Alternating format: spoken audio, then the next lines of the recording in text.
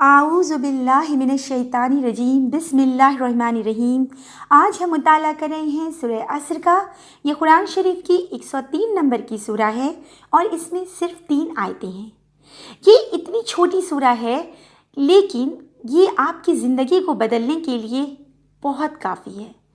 یہ ایک life changing سورہ ہے میرے نزدیک، جو آپ کی اس دنیا کو اور مرنے کے بعد کی دنیا دونوں کو سنوارنے کے لیے بہترین ہے۔ آئیے سب سے پہلے میں اس کو عربی اور اردو میں پڑھتی ہوں اور پھر انشاءاللہ اس کو سمجھنے کی کوشش کرتے ہیں۔ بسم اللہ الرحمن الرحیم۔ شروع اللہ کے نام سے جو بڑا مہربان نہایت ہی رحم والا ہے۔ والعصر، زمانے کی قسم۔ ان الانسان لفی خسر، بے شک انسان گھاٹے میں ہے، نقصان میں ہے۔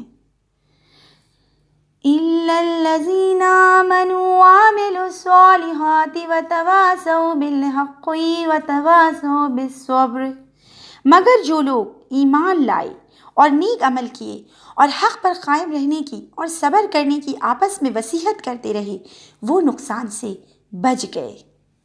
یہ صرف 3 آیتوں پر مشتمل چھوٹی سی سورہ ہے۔ سب سے پہلے یہاں پر اللہ رب العزت قسم کھاتے ہیں زمانے کی۔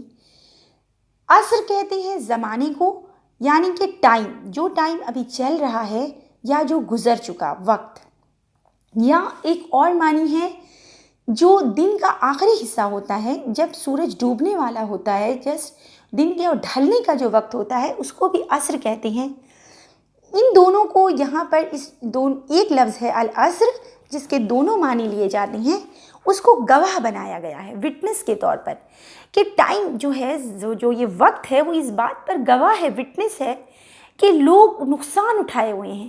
دنیا میں ہزاروں ہزار لوگ آئے اور اپنی زندگی کا جو ان کا پیریڈ تھا، کسی کا کوئی 100 سال جیا، کوئی 60، کوئی اس سے بھی کم، کوئی اس سے بھی کم، تو لیکن سب نے نقصان اٹھایا سوائے ان لوگوں کے جن کے اندر 4 کوالٹیز پائی جاتی ہے۔ وہ اس نقصان سے بچ گئے، وہ اس گھاٹے سے بچ گئے۔ لفی خسر، یعنی کہ بہت زیادہ بڑا نقصان، بڑا گھاٹا، ٹھیک ہے، شدت کا اظہار ہے یہاں پر۔ وہ اس سے بچ گئے جن کے اندر 4 کوالٹی ہے۔ تو اس زمانے کو گواہ کیوں بنایا ہے؟ میں آپ کو اس کی 3 مثالیں رکھتی ہوں، میں اس کو آپ کو سمجھانے کے لیے، انشاءاللہ بات اچھے سے کلیئر ہو جائے گی۔ سب سے پہلے امام راضی کہتی ہیں کہ میں نے اس سورہ کو ایک برف بیچنے والے سے سمجھا، جو بازار میں برف بیچتا تھا اور کہتا تھا لوگوں اس انسان پر رحم کرو جس کا پورا سرمایہ پونجی ختم ہوتا جا رہا ہے، برباد ہو رہا ہے۔ ٹھیک اسی طرح ہماری زندگی بھی اس برف کی طرح ہے جو ہر دن ہر لمحہ گھل رہی ہے۔ وہ ہماری جو پونجی ہے، جو ہمارا ٹائم، ہماری لائف کا جو پیریڈ ہمیں ملا ہے، جو پریشیس قیمتی ٹائم ملا ہے، وہ ہر لمحہ گھل رہا ہے اور ہماری زندگی کم ہوتی جا رہی ہے۔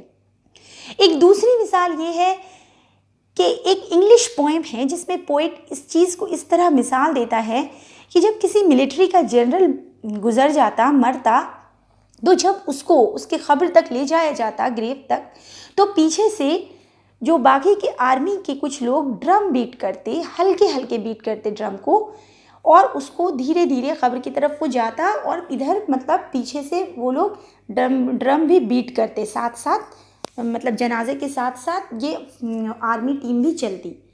ٹھیک اسی طرح ہماری زندگی بھی ہے کہ جو ہماری ہارٹ بیٹ ہے، دل کی دھڑکن ہے، وہ ہر لمحے ہر وقت اسٹارٹ ہے، وہ کبھی نہیں رکتی۔ ہم سو بھی جاتے ہیں تو بھی وہ چالو ہے، اور اس ڈرم بیٹ کے ساتھ یہ ہماری ہارٹ بیٹ ہے، دل کی دھڑکن ہے، ہر لمحہ ہم اپنے قبر کے نزدیک ہوتے جا رہے ہیں اور ہم غافل ہیں، بے فکر ہیں۔ اور ایک تیسری مثال ہے، ایک اسٹوڈنٹ ہے، ایک طالب علم ہے، اس کو ایگزام کے لیے 3 آورز ملے ہیں، 3 گھنٹے ملتے ہیں۔ وہ اپنے اس 3 گھنٹے کو اگر عقلمند طالب علم ہوگا، اسٹوڈنٹ ہوگا ذہنی، تو وہ اس کو اچھے سے یوٹیلائز کرے گا، اس کو پتہ ہوگا کہ کیوں وہ یہاں پہ بیٹھا ہے ایگزامینیشن ہال میں، اور اس کو کیا کرنا ہے اور وہ کیا اچیو کرنے کے لیے بیٹھا ہے۔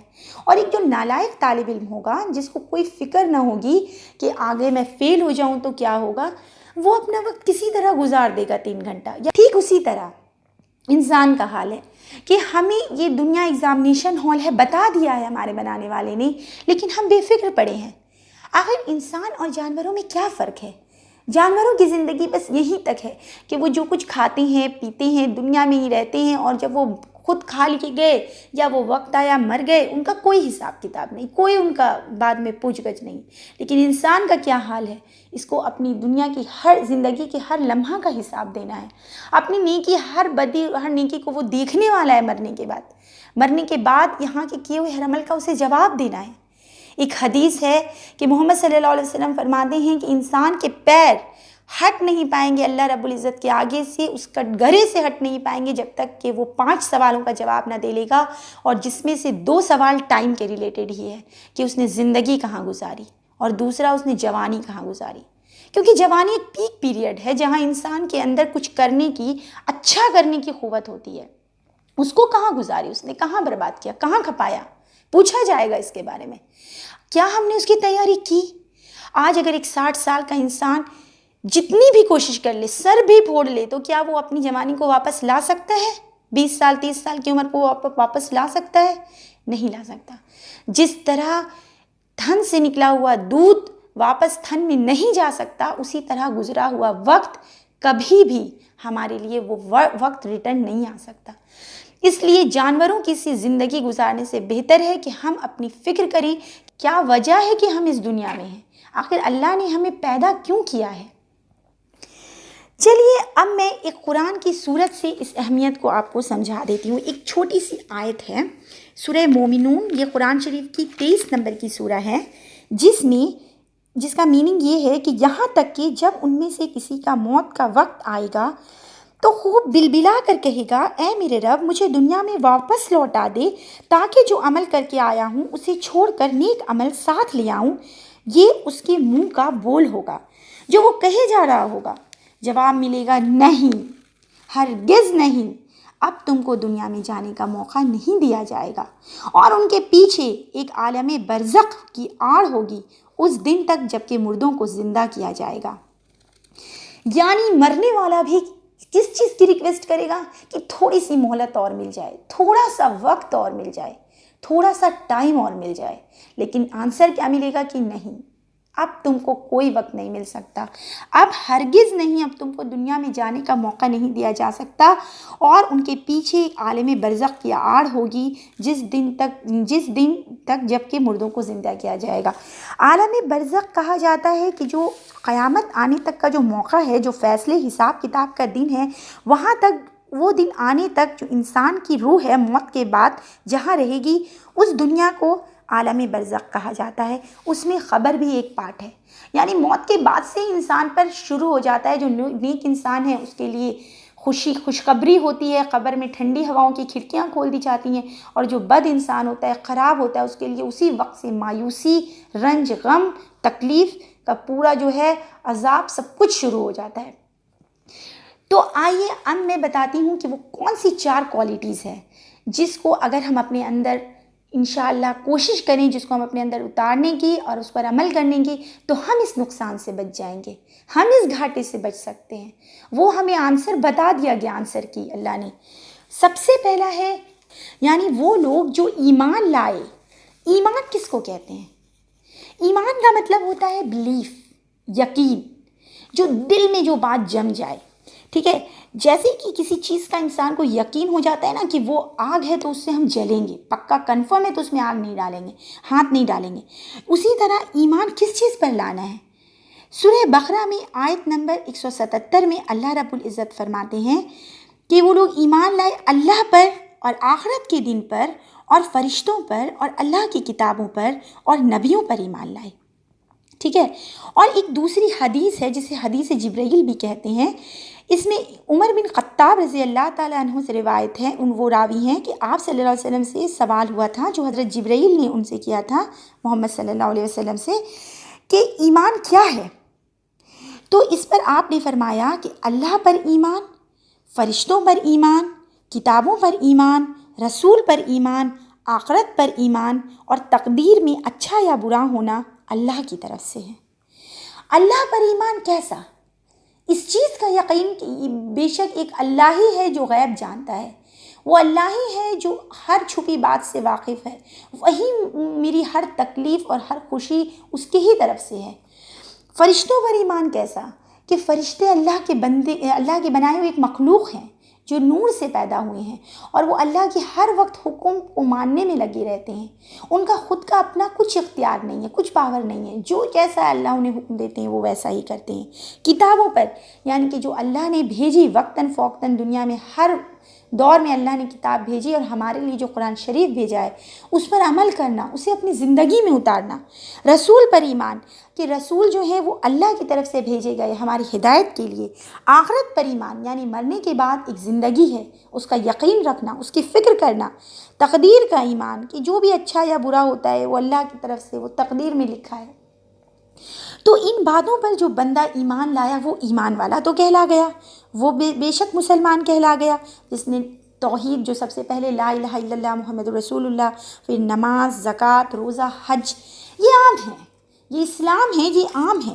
لیکن آگے سورہ الحجرات میں آیت نمبر 15 میں اللہ فرماتے ہیں کہ مومن تو وہ ہیں، یعنی ایمان والے تو وہ ہیں کہ جب اللہ اور اس کے رسول پر ایمان لائے تو پھر کبھی شک میں ہرگز نہ پڑے، شک میں ہرگز نہ پڑے، اور اللہ کے راستے میں جہاد پر اپنی جان اور مال لگا دیا، اور ایمان میں سچے یہی لوگ ہیں۔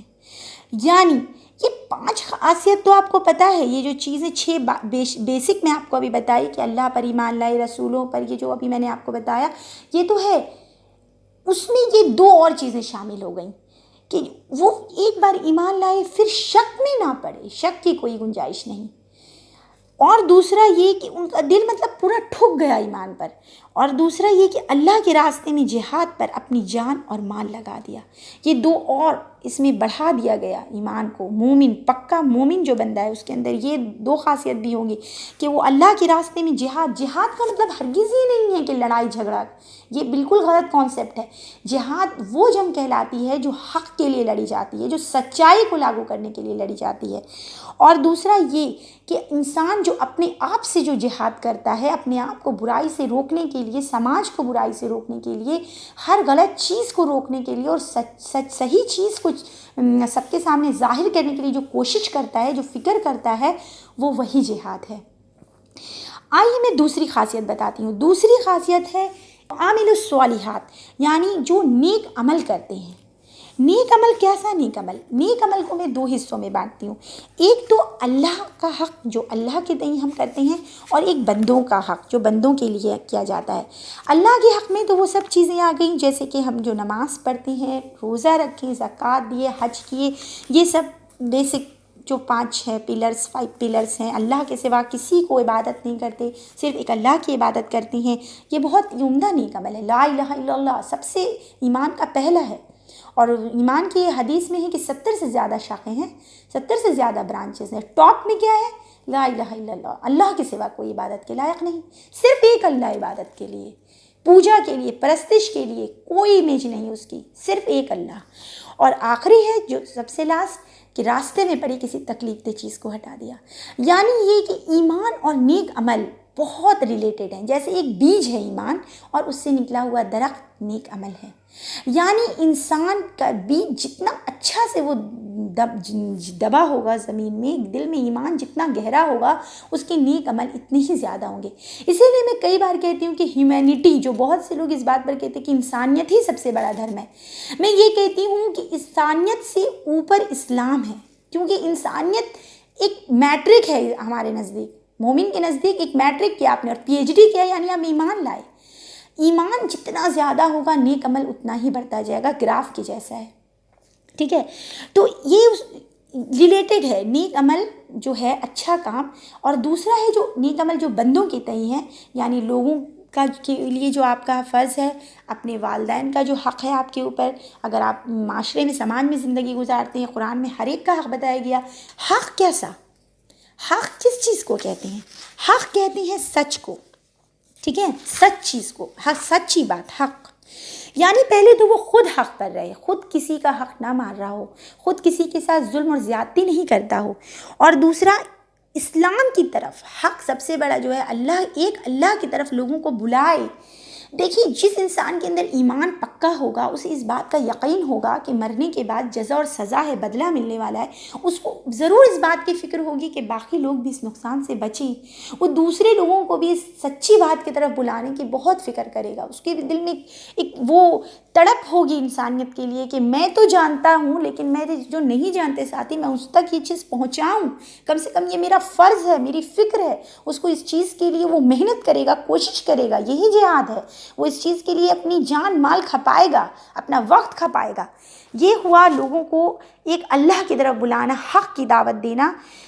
کسی کا اگر حق کہیں چھنا رہا ہے، جیسے آپ دیکھ رہے ہیں آپ کی آنکھ سے کسی پر ظلم ہو رہا ہے، کسی یتیم کو اس کا مال نہیں مل رہا، کہیں پہ زیادتی ہو رہی ہے، تو آپ اس کو روکیں گے؟ آپ اپنے ہاتھ سے روک سکتے ہیں تو ہاتھ سے روکیں گے، پاور ہے اگر آپ کی، ورنہ آپ زبان سے روکیں گے، اور سب سے کمزور ایمان کہ دل میں کم از کم برا سمجھ لیں گے۔ یعنی حق کی ایک دوسرے کو وصیحت، یہ یہ جو وتواصو ہے یعنی وصیحت سے بنائے، جیسے مرنے والا بڑی تاکید سے کوئی وصیت کرتا ہے نا، تو یہ جو نقصان سے بچنے والے لوگ ہیں بڑی تاکید سے، بڑی فکر سے، بڑی حکمت سے یہ فل اسٹرینتھ لگائیں گے اس کے لیے کہ لوگوں کو روکیں۔ ایسے میں آپ کو بتاتی ہوں کہ اگر آپ کو پتہ ہو کہ آگے ایک بہت بڑی کھائی ہے جس میں اگر کوئی سامنے آپ کھڑے ہیں، آپ کو پتہ ہے، اور کار جا رہی ہے، آپ کو پتہ ہے وہ جا کے گر جائے گی، تو آپ کسی بھی انسان کے اندر یہ چیز آئے گا کہ نہیں کہ انسانیت کو، کہ اس کو روکیں، وہ گڈھا میں نہ گر جائے۔ تو اس لیے میں بتاتی ہوں کہ ایمان جو ہے انسانیت سے اوپر ہے۔ سب سے پہلے ایمان دل میں آئے گا تو نیک عمل تو اس کے پیچھے ہی آنا ہے، لازم آنا ہے۔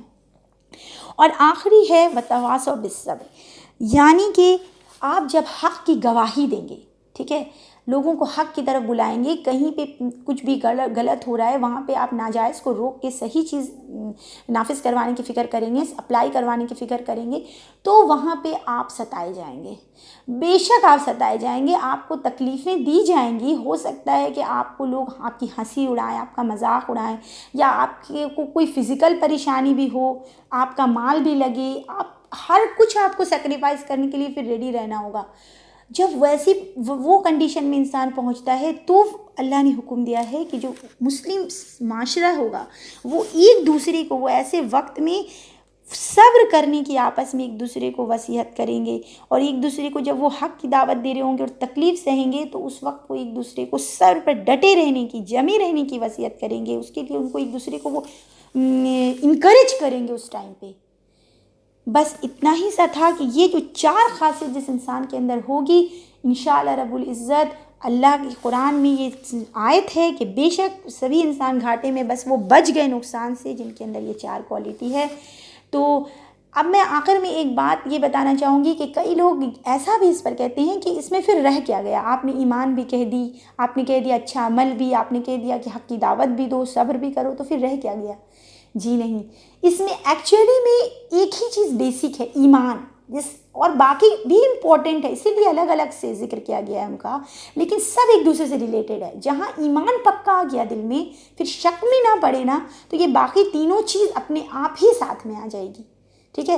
جیسے ایک اگر اچھا بیج اچھی طریقے سے اچھی مٹی میں دبا دیا جائے تو اس سے گھنا اور اچھا پھلدار درخت نکلنا لازم ہے، اسی طرح یہ ایک دم ضروری ہے کہ اگر انسان کے دل میں پختہ ایمان ہو جائے، پکا سچا ایمان ہو جائے، اللہ کا خوف ہو جائے، بن دیکھے اللہ سے ڈرنے لگے، اور اس کے دل اللہ کے ذکر سے پگھلنے لگے، تو انشاءاللہ رب العزت ان کے اندر یہ تینوں، باقی کی جو تینوں خاصیتیں ہیں وہ آرام سے اپنے آپ ہی پیدا ہو جائیں گی۔ اللہ رب العزت ہم سے اس بیان میں جو بھی کوتاہیاں ہوئی ان کے معاف فرمائے، اور ہم سب کو عمل کرنے کی توفیق عطا فرمائے۔ صدق اللہ العلی العظیم۔